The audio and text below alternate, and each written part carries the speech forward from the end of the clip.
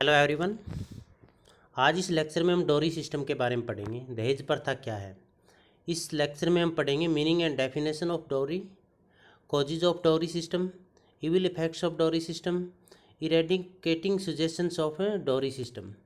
और इसके बाद सेल्फ असेसमेंट सेशन भी हमने इसके अंदर रखा है लेक्चर के अंदर। तो दहेज प्रथा क्या है, इसके सबसे पहले हम अर्थ के बारे में जानते हैं। दहेज प्रथा है क्या। देखिए, दहेज प्रथा युगों से चली आ रही है। विशेषकर भारतीय समाज की हम बात करें, जातक कथाओं के अंदर भी हम पढ़ते हैं, रामायण महाभारत के अंदर भी हम पढ़ते हैं। जब भी राजा महाराजा किसी भी कन्या से शादी करते थे तो बदले में उस कन्या के माता पिता के द्वारा दान दहेज दिया जाता था। जो वस्तुएं या बहुमूल्य वस्तुएं, जानवर, हाथी घोड़े, दास आदि दिए जाते थे वो एक दहेज कहलाता था। परंतु जितना ये दहेज प्रथा विकराल रूप धारण कर चुकी है, जितनी खतरनाक हो चुकी है, एक सामाजिक समस्या वर्तमान में जो बन चुकी है, ऐसी सामाजिक समस्या युगों में कभी भी दहेज प्रथा नहीं रही है। तो दहेज प्रथा क्या है, इसके बारे में हम विस्तार से जानते हैं। दहेज प्रथा, डॉरी सिस्टम। दहेज प्रथा वर्तमान भारतीय समाज की एक नवीन समस्या न होकर प्राचीन काल से चली आ रही एक सामाजिक समस्या है। प्राचीन काल में वर पक्ष द्वारा दहेज स्वीकार किया जाता था, परंतु वर्तमान में दहेज वर पक्ष द्वारा मांगा जाने लगा है। ध्यान दीजिएगा कि प्राचीन काल में क्या होता था, अपनी सामर्थ्य के अनुसार जो भी माता पिता खुशी से अपनी बच्ची को देना चाहे शादी के समय, वो दे दिया जाता था और वर पक्ष के द्वारा खुशी से उसको स्वीकार किया जाता था। किसी तरह की बाध्यता नहीं थी। परंतु वर्तमान समाज में दहेज प्रथा एक सामाजिक समस्या क्यों बनी? क्योंकि अब दहेज स्वीकार नहीं किया जाता, बल्कि अब दहेज मांगा जाता है। यदि जितने दहेज की मांग की गई है कन्या पक्ष के द्वारा या माता पिता के द्वारा, उतने दहेज देने के लिए यदि तैयार हो जाते हैं तो ही विवाह संभव होता है, अदरवाइज वहाँ पर विवाह नहीं होता है। इसीलिए ये एक भयानक सामाजिक समस्या बन चुकी है।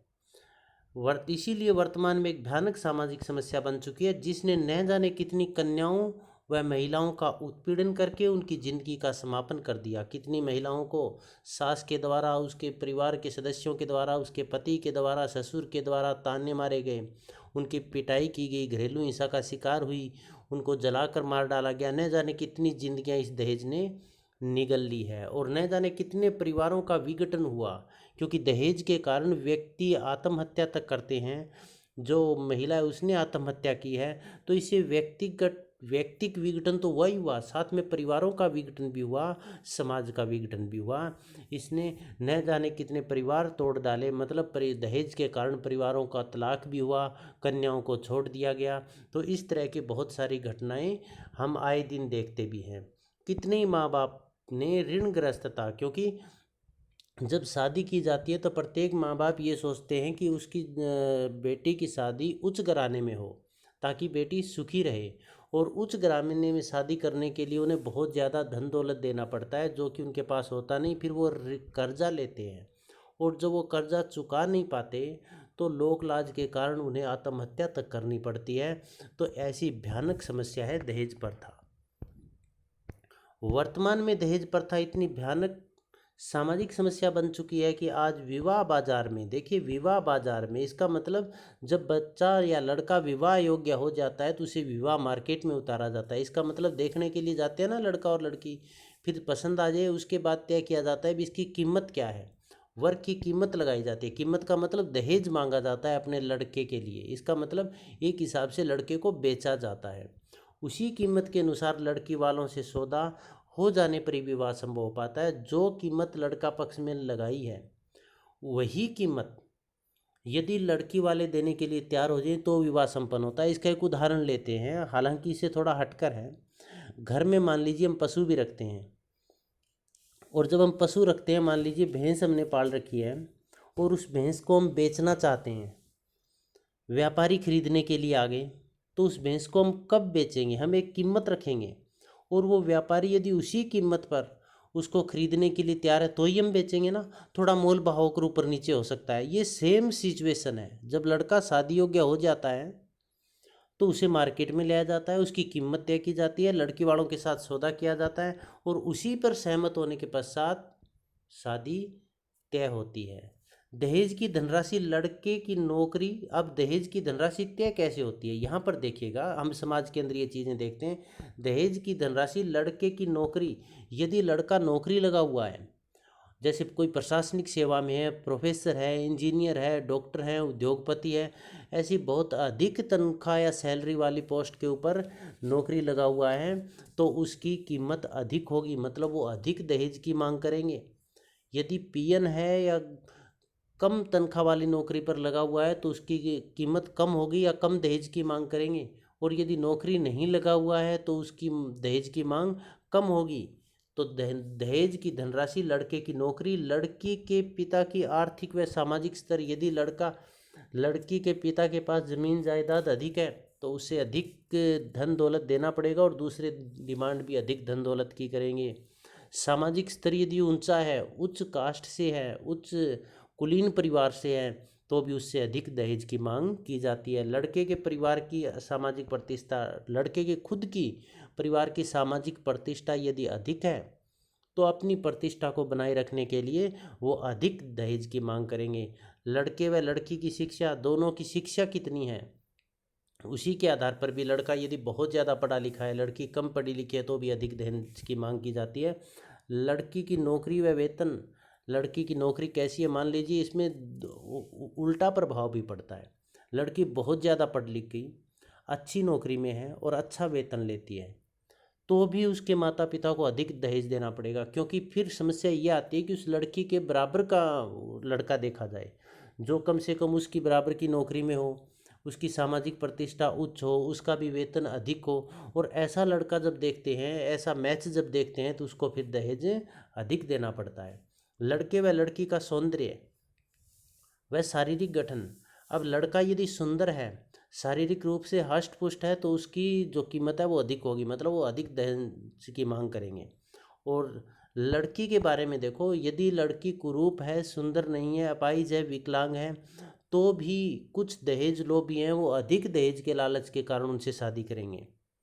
तो वह लड़की के सुखद भविष्य और माता पिता अपनी लड़की को खुश रहे, सुखी रहे, आबाद रहे, इस उम्मीद के साथ भी अधिक धन दहेज देते हैं। तो ये कुछ एक तत्व हमने यहाँ पर लिखे हैं जो हम डेली समाज के अंदर देखते हैं भी, इनके आधार पर इस दहेज की राशि या विवाह बाजार में वर की कीमत का निर्धारण किया जाता है। विवाह एक, देखिए बहुत अच्छी लाइन है, विवाह एक धार्मिक और पवित्र संस्कार है। धार्मिक और पवित्र संस्कार क्यों है, क्योंकि इसमें दो आत्माओं का मिलन होता है, दो रिश्तेदारों का मिलन होता है, दो नए परिवारों का आपस में संगठन बनता है। और इसमें बहुत सारे धार्मिक कार्य भी किए जाते हैं, जैसे पाणी ग्रहण हो गया, वान बैठना, या फिर उससे पहले कई दिन पहले जो औरतें हैं वो गीत भी गाना शुरू कर देती है, नाच गाने का प्रोग्राम भी शुरू हो जाता है। फिर अग्नि के सम्मुख फेरे लिए जाते हैं, जो पंडित जी है वो मंत्रोच्चारण करता है। तो ये पूरी तरह से एक धार्मिक और पवित्र संस्कार है विवाह। ये कोई व्यापार या सौदा नहीं है, ये एक धार्मिक संस्कार है। परंतु जब एक लड़की को उनके गुणों के आधार पर, गुणों के कारण स्वीकार न करके, जब एक लड़की के गुणों को न देखा जाए, केवल धन या दहेज को केंद्र मानकर विवाह किया जाता है, तब विवाह की पवित्रता समाप्त हो जाती है। तब विवाह धार्मिक संस्कार व पवित्र न रहकर एक सौदा और व्यापार बन जाता है। अब दहेज का अर्थ और परिभाषाएं, meaning and definition of dowry. साधारण अर्थ में दहेज का अर्थ उस धन, उपहारों या वस्तुओं से है। धन नगद हो गए, उपहार गिफ्ट हो गए, वस्तुएं कोई भी, जैसे कार, कूलर, फ्रिज आदि दी जाती है, जिसे कि पत्नी द्वारा विवाह के समय अपने पति या ससुराल पक्ष के लिए लाया जाता है। मतलब दहेज कौन लेकर आएगा, पत्नी लेकर आएगी, किसके लिए, पति के लिए, उसे ही दहेज कहा जाता है। परंतु दहेज कन्यादान या स्त्री धन का पर्यायवाची नहीं है, ये ध्यान रखना है। कन्यादान में कन्या को उपहार स्वरूप दिया जाता है, उपहार स्वरूप वर पक्ष या वर को दिया जाता है।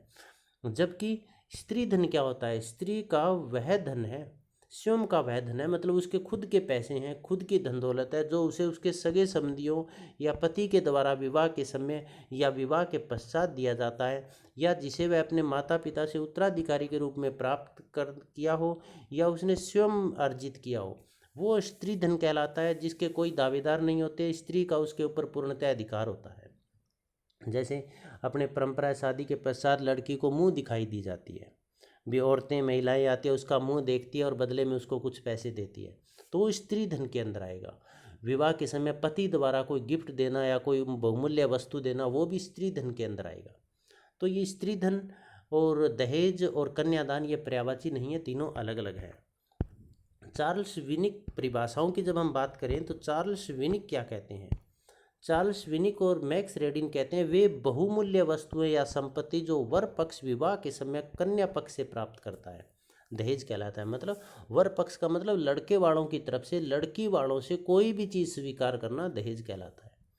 ब्रिटानिक शब्दकोश के अनुसार दहेज वह संपत्ति है जो एक स्त्री उसको उसके विवाह के समय दी जाती है। अब स्त्री को विवाह के समय कौन देगा? उसके मायके वाले या उसके माँ बाप के पक्ष या वधु पक्ष वाले और उसके रिश्तेदार उसे देंगे। तो दहेज वह संपत्ति है जो एक स्त्री को उसके विवाह के समय दी जाती है। मैक्स रेडिन क्या कहते हैं? वह संपत्ति जो व्यक्ति विवाह के समय अपनी पत्नी या उसके रिश्तेदारों से प्राप्त करता है। इसका मतलब क्या हुआ? जो दुल्हा है वो दुल्हन से या उसके रिश्तेदारों से जो वस्तुएं या धन प्राप्त करता है वो दहेज कहलाता है। न्यू वेबस्टर शब्दकोश के अनुसार दहेज वह धन वस्तुएं या संपत्ति है जो एक स्त्री विवाह के समय अपने पति के लिए लेकर आती है। मतलब विवाह के समय एक लड़की के द्वारा अपने लड़के के लिए कोई भी सामान लेकर आना दहेज कहलाता है। उपरोक्त परिभाषाओं के आधार पर कहा जा सकता है कि वह धन या संपत्ति जो वधु पक्ष द्वारा वर पक्ष को विवाह से पहले, विवाह के समय या विवाह के पश्चात दिया जाता है, दहेज को वर मूल्य भी कहा जाता है। इसका निर्धारण वर की कुलीनता, शिक्षा, नौकरी, सामाजिक प्रतिष्ठा, जमीन जायदाद आदि के आधार पर तय किया जाता है। अब यहाँ पर हम एक बात क्लियर कर देते हैं। विवाह से पहले, विवाह से पहले कैसे? जैसे सगाई करते हैं, गोद भराने का काम करते हैं, तो उस समय भी वधु पक्ष के द्वारा वर पक्ष को कुछ दिया जाता है, वो दहेज के अंदर आता है। विवाह के समय बहुत सारी बहुमूल्य वस्तुएं, आभूषण देने के यूज की वस्तुएं, कार, स्कूटर आदि चीज़ें दी जाती है, तो वो दहेज कहलाता है। और विवाह के पश्चात भी दिया जाता है। विवाह के पश्चात विभिन्न त्योहारों पर, तीज त्योहारों पर, या जो वधु पक्ष है उसके घर में किसी तरह का कोई उत्सव हो तो वर पक्ष को उपहार दिए जाते हैं। इसके साथ साथ जैसे वधू है वो सबसे पहले जब माँ बनने वाली होती है तो अपने मायके के अंदर आकर रहती है, अपने माता पिता के पास आकर रहती है। और जब वो माँ बच्चा पैदा होता है उस समय जितना भी सारा खर्चा लगता है तो वो सारा खर्चा कौन पे करेगा? उस लड़की के माँ बाप पे करेंगे, भुगतान करेंगे। और फिर जैसे मान लीजिए पहली संतान लड़का हुआ है तो उसके पश्चात जो कुआं पूजन आदि का कार्यक्रम, कुआं पूजन हो गया या दशोटन हो गया, इस तरह अलग अलग जगह पर अलग अलग नामों से जाना जाता है, इस तरह का कार्यक्रम किया जाता है। तो भी वधु पक्ष के द्वारा वर पक्ष को प्रत्येक रिश्तेदार को कुछ न कुछ गिफ्ट या बहुमूल्य उपहार दिए जाते हैं। तो ये सब विवाह के पश्चात। तो दहेज क्या है? कोई भी बहुमूल्य वस्तु या धन या संपत्ति जो विवाह से पहले, विवाह के समय या विवाह के पश्चात वधु पक्ष द्वारा वर पक्ष को दी जाती है, उसे दहेज कहते हैं। इसके पश्चात कोजिज ऑफ डाउरी सिस्टम। दहेज प्रथा के कारण क्या है? उच्च तथा धनवान परिवार में विवाह करने की इच्छा। प्रत्येक जब व्यक्ति अपनी बेटी की शादी उच्च या धनवान परिवार में करना चाहता है तो उस उच्च परिवार के सामर्थ्य के अनुसार उसे धन दौलत देना पड़ता है। तो उच्च तथा धनवान परिवार में विवाह की इच्छा ने दहेज प्रथा को बढ़ावा दिया है। सामाजिक प्रथा। दहेज प्रथा एक सामाजिक प्रथा है और सामाजिक प्रथा को ऐसे ही बदला नहीं जा सकता, क्योंकि उसके पीछे एकता होती है, समाज की एकता होती है, समाज के द्वारा वो स्वीकृत होती है। तो कोई भी व्यक्ति दहेज प्रथा को मना नहीं कर सकता। क्यों नहीं कर सकता? क्योंकि उसके पूर्वज, उसके माता पिता, उसके दादा दादी यही काम करते आए थे, और यदि वो ऐसा काम नहीं करेगा तो पूर्वजों का मान सम्मान को ठेस पहुंचेगी, ऐसा माना जाता है। तो यह एक सामाजिक प्रथा है, और सामाजिक प्रथा और सामाजिक दबाव के कारण दहेज प्रथा है वो निरंतर बढ़ रही है। जाति प्रथा का दबाव। दहेज प्रथा पर जाति प्रथा का दबाव भी रहता है। इसका कारण ये है कि अंतरजातीय विवाह है। अपनी जाति के अंदर ही विवाह करने की प्रथा प्रचलित है, जिसमें क्या होता है, योग्य वर है उनकी संख्या सीमित हो जाती है, दुर्लभ हो जाती है, एक अनार 100 बीमार वाली बात हो जाती है। तो अपनी जाति में विवाह करने के कारण अच्छा योग्य वर देखने, योग्य वर की कमी होती है। तो योग्य वरों की कमी के कारण उनकी कीमत बढ़ जाती है और इसी प्रकार से जाति प्रथा ने दहेज प्रथा को बढ़ावा दिया। अनुलोम विवाह। अनुलोम विवाह का तात्पर्य ये होता है उच्च कुल के लड़के द्वारा निम्न कुल की लड़की से शादी करना, या निम्न जाति की लड़की के द्वारा उच्च जाति के लड़के के साथ शादी करना। अब प्रत्येक माँ बाप ये चाहते हैं कि उनकी सामाजिक प्रतिष्ठा अधिक हो, इसीलिए वो उच्च जाति के लड़कों से अपनी लड़की की शादी करने की कोशिश करते हैं, और जब उच्च जाति के लड़कों से शादी करते हैं तो उन्हें अधिक धन दौलत देना पड़ता है। तो इस प्रकार जो अनुलोम विवाह है, उस अनुलोम विवाह ने दहेज प्रथा को बढ़ावा दिया है। सामाजिक स्तर का भ्रामक विचार। एक सामाजिक स्तर का मतलब ऊंचा या नीचा। जो दहेज है इसने सामाजिक स्तर का एक भ्रमित करने वाला विचार समाज के अंदर फैलाया है। जो जितना अधिक दहेज देगा उसका सामाजिक स्तर उतना ही ऊंचा होगा, और जो कम दहेज देगा उसका सामाजिक स्टेटस या सामाजिक स्तर निम्न होगा। तो प्रत्येक व्यक्ति अपने सामाजिक स्तर को उच्च दिखाने के लिए अपने सामर्थ्य से अधिक अपनी बेटी, अपनी पुत्री, अपनी बहन की शादी में खर्च करता है। तो सामाजिक स्तर संबंधी जो भ्रमित करने वाला विचार है, इसने भी दहेज प्रथा को बढ़ावा दिया है। दहेज दुष्चक्र या दहेज का पाप चक्र। कोई व्यक्ति अपने लड़के की शादी के लिए दहेज इसलिए स्वीकार करता है कि वो अपनी जब लड़की की शादी करेगा तो उसे भी उस समय दहेज देना पड़ेगा। अब मान लीजिए एक व्यक्ति ने अपने लड़के की शादी की, उसमें दहेज लिया नहीं, और लड़की की शादी की तो उसे दहेज देना पड़ गया, तो फिर उसके ऊपर उसका प्रतिकूल प्रभाव पड़ेगा। तो ये दुष्चक्र चल रहा है भी, एक तरफ से हम दहेज लेंगे और दूसरी तरफ हम दहेज देंगे। तो यह एक जो पाप चक्कर या दहेज का दुष्चक्र चल रहा है, इसमें न जाने कितने माता पिता, न जाने इसके अंदर कितने भाई बहन इसके अंदर पीसे गए हैं। तो दहेज संबंधी दुष्चक्र ने दहेज प्रथा को बढ़ावा दिया है। संयुक्त परिवारों में स्त्रियों के शोषण। जो संयुक्त परिवार थे, उन संयुक्त परिवार में जो नव विवाहिताएँ थी, नववधू थी, उनका बहुत ज़्यादा शोषण किया जाता था। तो माता पिता अपने सामर्थ्य से अधिक धन दौलत उस लड़की को देते थे शादी के समय, ताकि वहाँ जाकर उस लड़की का मान सम्मान अधिक हो और परिवार के अन्य सदस्यों के द्वारा उस लड़की का शोषण न किया जाए। तो उस स्त्रियों अपनी बेटी को, अपनी लड़की को, अपनी बहन को शोषण से बचाने के लिए, उत्पीड़न से बचाने के लिए मजबूर होकर माँ बाप को दहेज देना पड़ता है। तो संयुक्त परिवारों में स्त्रियों का जो शोषण की व्यवस्था थी, उसने दहेज प्रथा को बढ़ावा दिया। विवाह की अनिवार्यता। हिंदू समाज के अंदर या विशेषकर भारतीय समाज की हम बात करें तो भारतीय समाज में विवाह को माता पिता का एक प्रमुख धार्मिक कार्य माना जाता है, पवित्र कार्य माना जाता है, कर्तव्य माना जाता है। और ये माना जाता है यदि उन्होंने ये कर्तव्य नहीं किया तो वो पाप के भागीदार होंगे, इसीलिए वो अपनी संतान की शादी अनिवार्य रूप से करते हैं। और विवाह की अनिवार्यता है, इसने भी दहेज प्रथा को बढ़ावा दिया, क्योंकि यदि विवाह की अनिवार्यता नहीं होती तो अधिक दहेज की मांग करने पर हो सकता है कोई शादी ही नहीं करते, जैसे आगे पॉइंट में हम बताएंगे इसके परिणामों में भी। तो विवाह की अनिवार्यता ने दहेज प्रथा को बढ़ावा दिया। धन के महत्व में वृद्धि। आज भौतिकवाद का युग है, इसमें व्यक्तिगत गुणों का महत्व न होकर इसमें धन दौलत का महत्व है। तो इस धन के महत्व ने व्यक्ति के अंदर लालच या प्रलोभन पैदा किया कि वो अपने बच्चों की जब शादी करेगा, अपने लड़के की शादी करेगा तो उसमें अधिक से अधिक धन लेगा, और उसके पास जितना ज़्यादा धन होगा समाज के अंदर उसका मान सम्मान और प्रतिष्ठा उतनी अधिक होगी। तो धन के महत्व ने भी दहेज प्रथा को बढ़ावा दिया। महंगी शिक्षा प्रणाली। आज की शिक्षा प्रणाली बहुत महंगी है। इंजीनियरिंग, साइंस या डॉक्टरी लाइन में जब किसी बच्चे को लेकर जाते हैं तो उस पर बहुत ज़्यादा खर्चा होता है।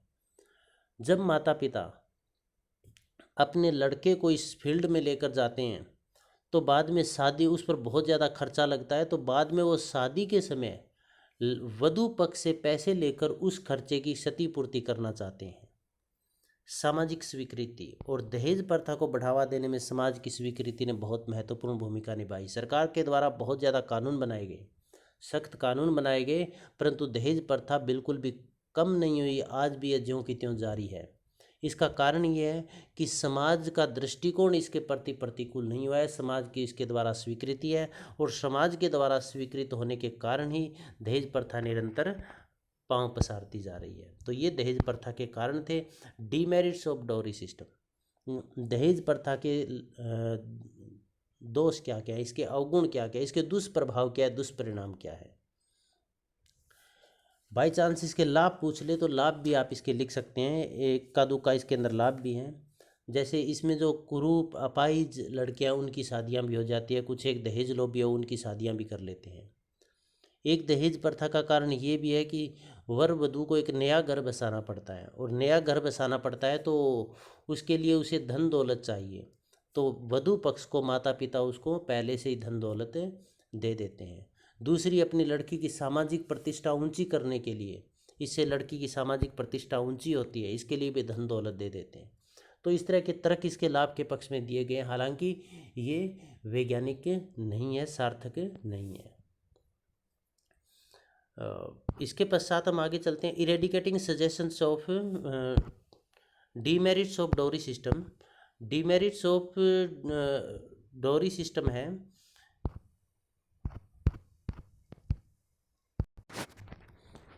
तो इसमें पहला सुझाव डीमेरिट्स हैं या फिर दुष्प्रभाव है। कुप्रभाव भी पूछा जा सकता है, दोष पूछा जा सकता है, अवगुण पूछा जा सकता है, दुष्परिणाम पूछे जा सकते हैं। भी दहेज प्रथा के दुष्परिणाम क्या है। पहला है पारिवारिक संघर्ष। जो दहेज प्रथा है इससे पारिवारिक संघर्ष रहता है। इसके देखिए कई कारण हैं। जैसे इसके अंदर तो एक तो कारण ये रहेगा कि जो नवविवाहिता है उसको उसके ससुराल पक्ष के द्वारा प्रताड़ित किया जाता है, उसके साथ गाली गलौज की जाती है, उस सास के द्वारा उसके नववधु उसके माता पिता या भाई बहनों को के बारे में गालियां दी जाती है, ताने मारे जाते हैं, जिससे परिवार के अंदर एक संघर्ष या तनाव चलता रहता है। दूसरा ये है कि जब लड़की बड़ी हो जाती है तो माता पिता को जब सामर्थ्य के अनुसार दहेज नहीं दे सकते तो उसे ऐसे लगता है जैसे लड़की उनके लिए बोझ बन गई है। उसके भाई है वो भी उसके अपनी मार्ग के अंदर बाधा मानने लगते हैं, जिसके अंदर प्रेम का जो आपसी भाई परिवार का आपसी प्रेम और भाईचारा था उस पर कहीं न कहीं प्रतिकूल प्रभाव पड़ता है और परिवार के अंदर एक संघर्ष शुरू हो जाता है। व्यक्तिक व पारिवारिक विघटन या तलाक। पारिवारिक संघर्ष है, इससे व्यक्तिक विघटन भी होता है, क्योंकि जब दहेज के लिए बार बार प्रताड़ित किया जाता है तो कई बार वो जो लड़की है वो आत्महत्या भी कर लेती है, कई बार उनको जलाकर भी मार दिया जाता है, और कई बार ऐसा होता है लड़की को छोड़ भी दिया जाता है, जिससे उसका परिवार टूट जाता है। और दहेज प्रथा के कारण, कम दहेज देने के कारण या उनकी मांग के अनुसार दहेज न लेने के कारण लड़कियों को तलाक भी दे दिया जाता है, जिससे उस लड़की के ऊपर, उसके पूरे परिवार के ऊपर, उसके बच्चों के ऊपर प्रतिकूल प्रभाव पड़ता है। इसके पश्चात अनैतिकता या वेश्यावृत्ति। जो दहेज नाम की कुप्रथा है इसने समाज के अंदर अनैतिकता को भी बढ़ावा दिया है। अनैतिकता को कैसे बढ़ावा दिया जाए कि इसमें बेमेल विवाह हुए, माता पिता के द्वारा लड़की को सामर्थ्य के अनुसार दहेज न देने के कारण उस लड़की की शादी उन्हें बहुत बड़े बूढ़े व्यक्ति के साथ या अपाहिज व्यक्ति के साथ या बहुत ज़्यादा कमज़ोर व्यक्ति के साथ उसकी शादी करनी पड़ती है, जिसके कारण वो व्यक्ति उसकी न तो शारीरिक रूप से उसको संतुष्ट कर पाता है, न ही आर्थिक रूप से। अब शारीरिक रूप से यदि वो उसको संतुष्ट नहीं कर पाएगा तो वो लड़की विवाह के पश्चात अतिरिक्त संबंध स्थापित करेगी या दूसरे व्यक्तियों के साथ यौन संबंध स्थापित करेगी, जिसके से समाज के अंदर अनैतिकता फैलेगी और उस लड़की के बच्चों के ऊपर और परिवार के ऊपर भी उसका गलत प्रभाव पड़ेगा। और कई बार ये होता है कि जो लड़की है वो जब बड़ी हो जाए तो माता पिता उसको काम पर, जैसे किसी फैक्ट्री के अंदर, उद्योग के अंदर या फिर किसी प्राइवेट जगह स्थान के ऊपर काम के लिए भेज देते हैं ताकि वो कुछ कमा कर ले, ताकि माता पिता की उसके दहेज देने में हेल्प हो सके। अब क्या होता है, लड़के और लड़की साथ साथ काम करते हैं, लड़के और दोनों युवा होते हैं, तो लड़कियों की बातों में आकर लड़कियां उन पर विश्वास कर लेती हैं और उनके साथ संबंध स्थापित हो जाते हैं और बाद में लड़के उनको छोड़कर चले जाते हैं। तो इस तरह से जब लड़के के लिए इस तरह का यदि अपमान हो जाए, जो सामाजिक अपमान हो जाए, तो उसके लिए तो उससे बाहर निकला बहुत आसान है, लेकिन लड़की के लिए बहुत मुश्किल है। लड़की इस बात को समाज भी इसको मतलब अलग नज़र से देखने लग जाता है। और विशेषकर तब जब लड़की के पेट में शादी से पहले किसी के साथ गलत संबंध स्थापित करने से बच्चा हो जाए, तो फिर उसकी जो जीना है वो बहुत ज़्यादा मुश्किल हो जाता है, क्योंकि भारतीय समाज है वो बिना ब्याही लड़की से जो संतान पैदा होती है उसको स्वीकार नहीं करता है। तो ऐसी लड़कियां फिर थक हार कर वेश्यावृत्ति का धंधा या अन्य अनैतिक गतिविधियों में लग जाती है। तो दहेज प्रथा है ये अनैतिकता और वेश्यावृत्ति जैसे जो सामाजिक अपराध है, सामाजिक समस्या, इसके लिए जिम्मेवार है। आर्थिक तंगी, जो दहेज प्रथा है वो आर्थिक तंगी का भी कारण बनता है। कहा भी जाता है दहेज देने वाला भी और दहेज लेने वाला भी, इसमें दोनों सफ़र करते हैं। दहेज देने वाला दीन हो जाता है तो दहेज लेने वाला हीन हो जाता है। दीन क्यों हो जाता है? क्योंकि वो गरीब हो जाएगा। हीन क्यों हो जाएगा? क्योंकि उसके अधीन हो जाएगा, फिर काम करना बंद कर देगा। यहाँ पर आप समझिएगा कि एक दूसरा इसका कारण ये है आर्थिक तंगी का, कि भारत के अंदर विवाह का सिस्टम ऐसा है कि जो लड़की की शादी है वो लड़की के घर में ही होती है, और लड़के वाले पूरे परिवार रिश्तेदारों दोस्तों के साथ एक बहुत बड़ी बारात लेकर लड़की के घर पहुंचते हैं। और जब लड़की के घर पहुंचते हैं तो उन्हें उन सभी लोगों के लिए बहुत अच्छे खाने पीने और उसके स्वागत की व्यवस्था करनी पड़ती है, जिसमें बहुत ज़्यादा खर्चा लगता है।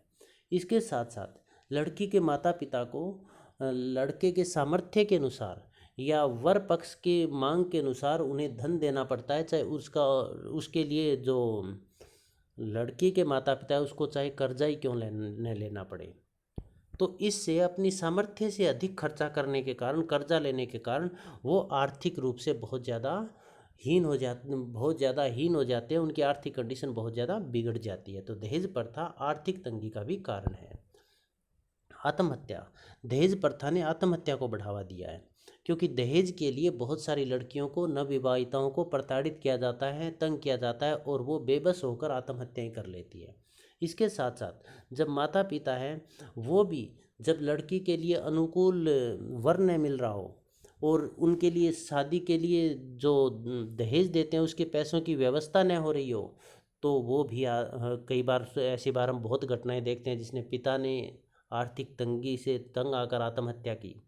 इसका मतलब मान लीजिए एक पेरेंट्स है, माता पिता है, उसके 3 या 4 लड़कियां हैं और शादी योग्य हो गई, और वो बहुत गरीब हैं, उनके अनुकूल वर नहीं मिल रहा है, तो फिर माता पिता को जब और कोई रास्ता नज़र नहीं आता तो वो आत्महत्या तक कर लेते हैं।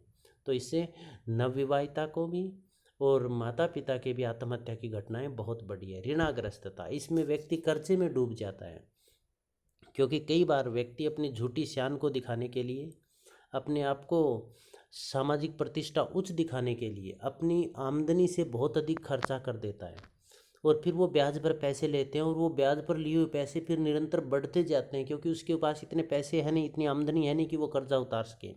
तो वो ऋण से, कर्जे से दबा रहेगा, तो इससे ऋणाग्रस्तता की संख्या भी जो है वो भी बढ़ता है। कन्या भ्रूण हत्या, दहेज प्रथा ने कन्या भ्रूण हत्या जैसी भयानक सामाजिक समस्या को जन्म दिया, क्योंकि माता पिता ये सोचते हैं कि जब ये लड़की बड़ी होगी तो इस पर खर्चा, पहले तो इस पर शिक्षा का, पालन पोषण का खर्चा करना पड़ेगा, और जब शादी करेंगे तो शादी के लिए इसको बहुत ज़्यादा धन दान दहेज देना पड़ेगा। तो इससे अच्छा इसको पैदा ही ना होने दें और जन्म से पहले माँ के गर्भ में लिंग चेक करवा के उसको मार दिया जाता है। तो दहेज प्रथा ने कन्या भ्रूण हत्या को बढ़ावा दिया। महिला उत्पीड़न और महिला हत्या, चाहे दहेज प्रथा हो, चाहे कन्या भ्रूण हत्या हो, किसी भी तरह की इस तरह की सामाजिक समस्याओं में उत्पीड़न महिलाओं का ही होता है। अब दहेज प्रथा के कारण कितने पारिवारिक विघटन हुए, कितनी न जाने कितनी लड़कियों को, महिलाओं को सास से, पति से, ससुर से ताने सुनने पड़ते हैं, मार खानी पड़ती है, उनके गाली गलौज सुननी पड़ती है, उन पर अत्याचार सहन करना पड़ता है उन्हें, और कई बार तो महिलाओं को दहेज के लिए मार भी दिया जाता है, महिला हत्या कर दी जाती है। कि जैसे बहुत बार हम सुनते हैं भी गैस से आग लगने के कारण महिला की मौत हुई, दहेज के कारण महिला को मार डाला गया, दहेज से लोभियों से तंग आकर महिला ने आत्महत्या की। तो इस तरह की घटनाएं हम बहुत देखते हैं। तो इसमें जो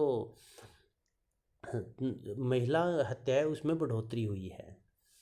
बेमेल विवाह, दहेज हत्या ने बेमेल विवाह भी हुए हैं, क्योंकि जब व्यक्ति के पास अपनी बेटी की शादी के लिए देने के लिए बहुत अधिक दहेज नहीं है तो मजबूर होकर वो या तो कुरूप लड़के के साथ या अपाहिज लड़के के साथ या फिर बूढ़े व्यक्ति के साथ अपनी बच्ची की या लड़की की शादी करता है, जो कि बेमेल विवाह होते हैं, जिससे न तो वो लड़की संतुष्ट रह पाती है न वो व्यक्ति संतुष्ट रह पाता है, और वो परिवार विघटित होना उसका सुनिश्चित होता है। मतलब उनका जो दाम्पत्य जीवन है वो सुख में नहीं चलता।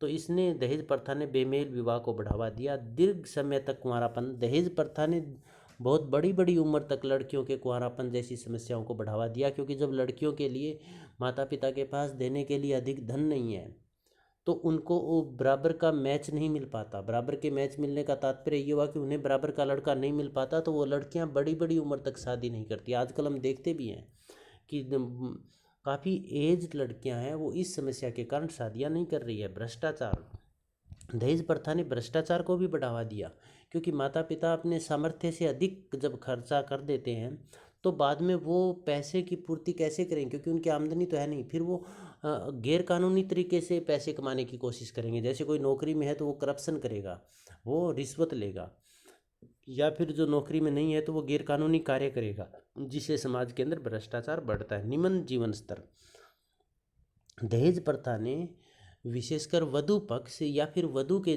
जीवन स्तर को बहुत निम्न स्तर पर ला दिया है, क्योंकि जिस परिवार ने दहेज दिया अपने सामर्थ्य से अधिक, उस परिवार को सब कुछ बेचना पड़ जाता है, अपना जमीन जायदाद, यहाँ तक कि कई माता पिता अपनी किडनी तक बेच देते हैं। तो इतनी खस्ता हालत, आर्थिक स्थिति निम्न हो जाने के कारण उनका जीवन स्तर कितना गिर जाता है, जीवन स्तर कितना निम्न हो जाता है, ये हम सोच सकते हैं। लैंगिक असमानता, जो दहेज प्रथा है इसने लैंगिक असमानता में वृद्धि की है, क्योंकि इसमें जो वर पक्ष है, जो दूल्हा पक्ष है, वो अपने आप को श्रेष्ठ समझता है, और जो महिला है, जो वधु है, उसको निम्न समझा जाता है, जिससे लैंगिक असमानता बढ़ती जाती है। लेकिन हम कभी ये नहीं सोचते कि हमारी भी बेटी है, वो भी किसी घर में जाकर बहू बनेगी। तो जब हम अपनी बहू के साथ ऐसा व्यवहार करते हैं तो हमारी बेटी के साथ भी वैसा व्यवहार होना निश्चित होता है। विवाह का व्यापारीकरण, दहेज प्रथा ने विवाह जो धार्मिक और पवित्र संस्कार था, एक पवित्र संबंध बनते थे, उसको व्यापार में तब्दील कर दिया। क्योंकि सौदेबाजी किस में होती है, व्यापार में होती है। हम अपनी कोई भी फसल बेचते हैं, कोई भी चीज़ बेचते हैं तो उसके लिए मोल भाव करते हैं, वही मोल भाव शादी में होने लगा। तो विवाह, अब दहेज प्रथा ने विवाह को धार्मिक संस्था न रहकर इसको व्यापारीकरण में बदल दिया है। बाल विवाह को प्रोत्साहन, दहेज प्रथा ने बाल विवाह को प्रोत्साहित किया। बाल विवाह का तात्पर्य ये हुआ कि माता पिता दहेज के डर से छोटी उम्र में बच्चों की शादी कर देते हैं, जिससे उनके शरीर के ऊपर भी प्रतिकूल प्रभाव पड़ता है, उनसे पैदा होने वाली संतानों पर भी प्रतिकूल प्रभाव पड़ता है, उन्हें इतनी जागरूकता नहीं होती, जनसंख्या वृद्धि भी अधिक होती है।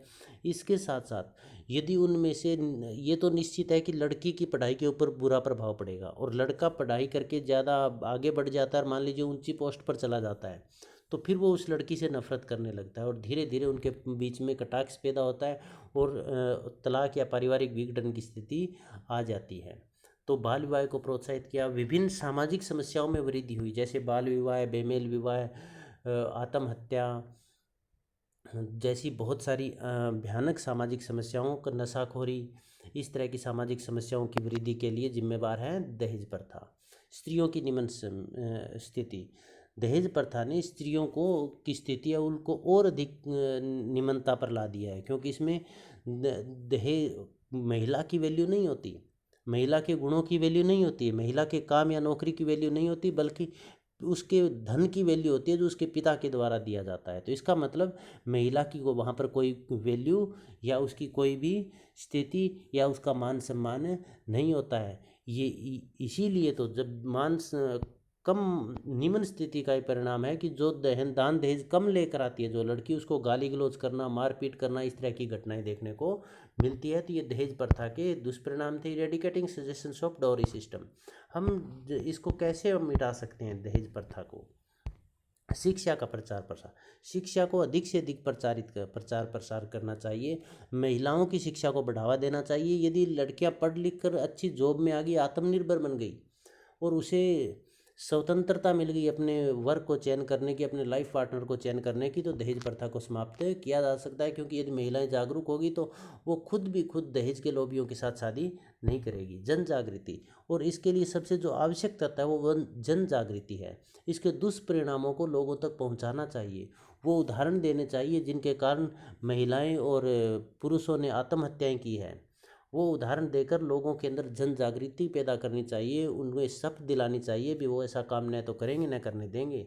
अंतर्जातीय विवाह को प्रोत्साहन, ये अंतर्जातीय विवाह है, ये भी महत्वपूर्ण भूमिका निभा सकता है दहेज प्रथा में। क्योंकि जब जातीय बंधन नहीं रहेंगे शादी के लिए तो व्यक्ति के पास बहुत सारे विकल्प हो जाएंगे। यदि अपनी जाति में योग्य वर नहीं मिल रहा है तो उसे दूसरी जाति में मिल जाएंगे, तो योग्य वरों की कमी नहीं होगी तो उनकी कीमत नहीं लगेगी। तो अंतर्जातीय विवाह है वो दहेज प्रथा को समाप्त करने में महत्वपूर्ण भूमिका निभा सकता है। परंतु अंतर्जातीय विवाह को हमारा समाज अभी भी स्वीकार नहीं कर पा रहा है। विवाह की अनिवार्यता को समाप्त करना चाहिए। समाज है इसको ये समझना चाहिए कि विवाह, यदि संतान की विवाह नहीं करेंगे तो उसमें कोई पाप पुण्य का कोई चक्कर नहीं है, ये उस बच्चे की मर्जी पर छोड़ देना चाहिए। जीवन साथी के चयन की स्वतंत्रता, जीवन साथी के चयन की स्वतंत्रता शादी करने वाले को खुद होनी चाहिए। जैसे लड़की है तो उसको खुद अपना लाइफ पार्टनर चयन करने की स्वतंत्रता होनी चाहिए, और लड़की जब खुद अपने जीवन साथी का चयन करेगी तो वहाँ पर शादी के लिए जो कीमत निर्धारित होती है वो कीमत निर्धारित नहीं होगी और दहेज प्रथा है उस पर लगाम लगेगी। दहेज निरोधक कानून जो 1961 दहेज निरोधक कानून बनाया गया था, इस तरह के कानून बनाए जाने चाहिए, उनको सख्ती से उनका पालन करना चाहिए। और दहेज लोभियों को या जो दहेज का लालच रखते हैं उनको कड़ी से कड़ी सज़ा कानून के द्वारा तुरंत देनी चाहिए। मीडिया की सकारात्मक भूमिका, मीडिया को इसमें सकारात्मक भूमिका निभानी चाहिए। इस तरह के दहेज न लेने वाले समाचारों को बढ़ा चढ़ाकर प्रसारित करना चाहिए। दहेज के लोभियों या इस तरह की घटना को करने वाले लोगों की आईडी सहित, उनकी पहचान सहित समाज के लोगों के सामने उजागर करनी चाहिए। इससे संबंधित नुक्कड़ नाटक या फिर अन्य कार्यक्रम दिखाए जाने चाहिए जिससे लोगों में दहेज प्रथा के विरुद्ध एक जनमत तैयार हो। महिला सशक्तिकरण, महिलाओं को सशक्त बनाया जाना चाहिए, उनको सबल बनाना चाहिए, उनको आर्थिक, सामाजिक, सांस्कृतिक हर तरफ से पुरुषों के समान हक देकर उन्हें उनका आत्मसम्मान और पुरुषों के समान किया जाना चाहिए। जब महिला और पुरुष दोनों बराबर होंगे, लैंगिक असमानता नहीं होगी, सशक्त होंगे, दोनों के बराबर अधिकार होंगे, तो दहेज प्रथा पर लगाम लगाई जा सकती है। दहेज लोभियों के साथ शादी तोड़ना, यदि कोई दहेज की डिमांड करता है तो शादी के समय जाकर यदि कोई डिमांड करता है दहेज की, तो ऐसे दहेज लोभियों के साथ शादी नहीं करनी चाहिए, शादी तोड़ देनी चाहिए। जैसे अभी 2-3 दिन पहले अखबार में न्यूज़ आई थी भी, एक लड़के और लड़की की शादी हुई, शादी के तुरंत बाद लड़के ने ये कहा कि मैं बुलेट मोटरसाइकिल लूँगा, उसके पिता ने भी ये डिमांड की। तो लड़की के पेरेंट्स ने क्या काम किया, उस लड़के और उसके पिता को एक कमरे में बंद करके उनकी अच्छी तरह से पिटाई की। शादी के तुरंत बाद कहा था उन्होंने, शादी हुई, शादी के बाद ये कहा कि हम आपकी लड़की को तभी दुल्हन के रूप में घर लेकर जाएंगे यदि हमारी डिमांड पूरी करोगे। तो वधू पक्ष ने उस लड़के और लड़के के पिता को एक कमरे में बंद करके अच्छी तरह से उनकी धुनाई करके पुलिस के हवाले कर दिया और शादी तोड़ दी। तो इस तरह की घटनाएं जब घटित होती है तो दहेज लोभियों को शिक्षा आती है। और एक 10th क्लास के अंदर भोली लेसन भी पढ़ा होगा, जिसने अंत में भोली ने जो दहेज लालची थे उनके साथ शादी करने से मना कर दिया था। तो लड़कियों को खुद भी, क्योंकि जो दहेज के लालची होते हैं वहाँ चाहे कितना ही दहेज दे दो, लड़कियाँ सुरक्षित नहीं, न तो वहाँ पर सुरक्षित रह सकती है और न ही लड़कियाँ वहाँ पर खुश रह सकती है, क्योंकि लालच का कोई अंत नहीं होता है। सख्त कार्रवाई, जो दहेज की मांग करते हैं या दहेज के लिए प्रताड़ित करते हैं, कानून के द्वारा और समाज के द्वारा ऐसे दोषियों के खिलाफ सख्त कार्रवाई करनी चाहिए। कानून के द्वारा जितना जल्दी संभव हो सके उनको दंडित करना चाहिए, सख्त सज़ा देनी चाहिए और समाज के द्वारा ऐसे लोगों को बहिष्कार कर देना चाहिए। दहेज प्रथा को बढ़ावा देने वालों को सरकारी सुविधाओं से वंचित, जो दहेज की मांग करते हैं, जो दहेज लेते हैं, जो दहेज देते हैं, दहेज के लिए प्रताड़ित करते हैं, ऐसे लोगों को सरकारी नौकरी से और अन्य सरकारी सुविधाओं से वंचित कर देना चाहिए। उच्च व कुलीन वर्ग द्वारा इस प्रथा को रोकने में आदर्श बनकर समाज का नेतृत्व करना। जो इलाइट वर्ग है, उद्योगपति वर्ग है, राजनेता हैं, उन लोगों को अपने बच्चों की शादी में दहेज न लेना चाहिए और नहीं देना चाहिए, और इस चीज़ों को मीडिया के सामने प्रसारित करना चाहिए ताकि लोगों के सामने एक रोल मॉडल बन सके, लोग उनसे प्रेरित हो सके। तो जो कुलीन वर्ग है वो इस काम में दहेज प्रथा को नकार कर दूसरे पूरे समाज का नेतृत्व कर सकता है। युवाओं द्वारा स्वयं पहल करनी चाहिए। युवा लड़के या लड़कियां हैं उनको स्वयं ये शपथ लेनी चाहिए भी हम दहेज न तो लेंगे और न ही दहेज देंगे, और यदि कोई दहेज की डिमांड करता है तो लड़की को उनके साथ शादी ही नहीं करनी चाहिए। स्वयं महिलाओं द्वारा पहल, क्योंकि दहेज जो है, दहेज प्रथा, इसके लिए महिला ही ज़्यादा जिम्मेदार है। क्योंकि जब बहू सास की इच्छा अनुरूप दहेज नहीं लाती तो बहू सास के द्वारा उसे प्रताड़ित किया जाता है, मारपीट की जाती है, और यहाँ तक कि उसको अपने बेटे के साथ मिलकर मार तक दिया जाता है। तो क्योंकि वो उसे दहेज का लालच होता है भी, फिर पहली को मार देंगे, दूसरी शादी कर लेंगे और दहेज ले लेंगे। तो स्वयं महिलाओं को समझना चाहिए कि जब हमारी शादी हुई थी तो हमारे माँ बाप ने जब धन दिया था, दान दहेज दिया था, तो कितना कष्ट उठाया था, कितनी मेहनत की थी, कितना कर्जा लिया था। आज वही ये सफ़र करेंगे तो इससे अच्छा है भी ऐसा काम किया ही ना जाए। तो महिलाओं को स्वयं आगे आकर, और लड़कियां खुद जिन लड़कों से उनकी शादी हो रही है यदि वो दहेज की डिमांड करते हैं तो उसी समय उनको मना कर देना चाहिए, चाहे सामाजिक परिणाम कुछ भी हो, भी हम इसके साथ किसी भी हालत में शादी नहीं करेंगे, ताकि उनको एक शिक्षा आए और माँ बाप है वो भी कर्ज के बोझ के नीचे न दब सके। सेल्फ असेसमेंट सेशन में हम करते हैं, दहेज प्रथा को परिभाषित कीजिए, इसके क्या अर्थ हैं, कोई दो कारण, कोई दो प्रभाव बताइए, दहेज प्रथा की समाप्ति के लिए सुझाव दीजिए, दहेज प्रथा पर एक निबंध लिखिए। ये क्वेश्चन आ सकते हैं 2-2 नंबर के। दहेज प्रथा पर एक निबंध लिखिए, इस तरह का जो क्वेश्चन है वो बड़ा क्वेश्चन आएगा, तो उसमें आप ये कारण और निवारण के उपाय, इसके प्रभाव, इसके अर्थ, ये सारी चीज़ें इसमें आप लिख सकते हैं। दहेज प्रथा क्या है, इसके कारणों और रोकथाम के उपायों पर चर्चा करें। ये क्वेश्चन भी आपको 16 नंबर के हिसाब से अटैम्प्ट करना होगा। इसमें यह भी पूछा जा सकता है दहेज प्रथा क्या है, इसके कारणों की व्याख्या करें, या दहेज प्रथा क्या है, इसके रोकथाम के उपाय बताएं। दहेज प्रथा का अर्थ बताते हुए इसके दुष्प्रभावों या इसके अवगुणों या इसके दोषों पर चर्चा करें। ये भी 16 नंबर का क्वेश्चन आ सकता है। आप किसी भी तरह का क्वेश्चन जब लिखते हैं तो उसके लास्ट में निष्कर्ष भी निकालना है।